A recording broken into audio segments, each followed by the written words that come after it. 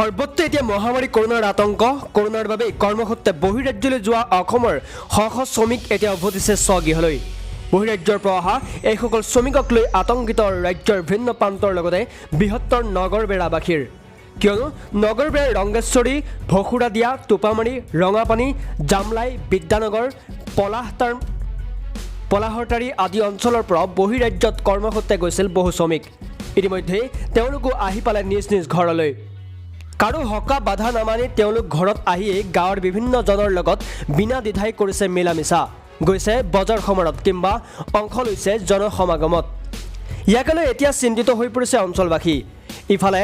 মঙ্গলবাৰে টোপামাৰী শুদ্ধ প্ৰাথমিক স্বাস্থ্য কেন্দ্ৰৰ চিকিৎসক ডক্টৰ দীপক কুমাৰ দাস আৰু টোপামাৰী আৰক্ষী চকীৰ ভাৰপ্ৰাপ্ত বিষয়া কৃষ্ণকান্ত দাসৰ নেতৃত্বত আৰক্ষী চিকিৎসাকৰ্মী আৰু সাংবাদিকৰ এটা সজাতি দলে নগৰবেৰাৰ ৰংগেশ্বৰীত টোপামাৰী ভখুৰাদিয়া আদি কৰি কেইবাখনো গাঁৱত বহিৰাজ্যৰ পৰা অহা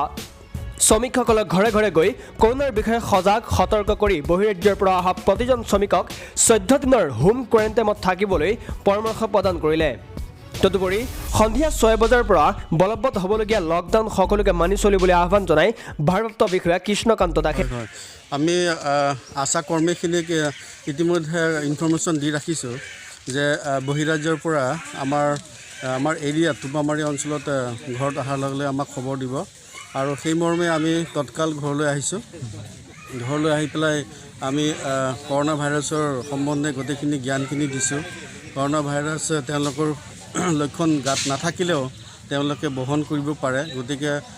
কমেও 14 দিন তেওঁলোকে যাতে ঘৰৰ ভিতৰতে আবদ্ধ হৈ থাকে আৰু লগতে মাক দেউতাকৰ লগত গোটেইখিনি মানুহকে আমি ইনফৰমেশ্যন ধুনীয়াকৈ দি আহিছোঁ আৰু যদি কিবা চৰ্দি কাহ জ্বৰৰ বা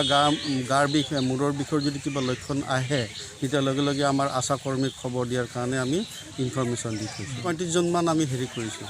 চিল কৰিছে নেকি চিল কৰিছোঁ তেওঁলোক গোটেই মা দেউতাক কৈ থৈ আহিছোঁ যদি ঘৰৰ পৰা ওলাই আহে তেতিয়াহ'লে আমি দৰকাৰ হ'লে পুলিচ প্ৰশাসনৰ ব্যৱস্থাও গ্ৰহণ কৰিম বুলি কৈছোঁ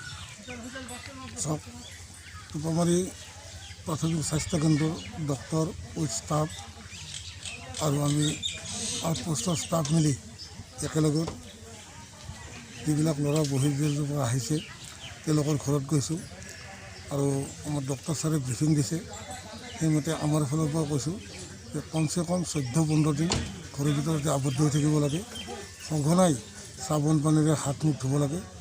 আৰু মুখত মাস্ক পৰিধান কৰিব লাগে কমচে কম 14 দিন তেওঁলোকক মাক বাপেকৰ হেফাজতত ৰখা হৈছে আৰু যাতে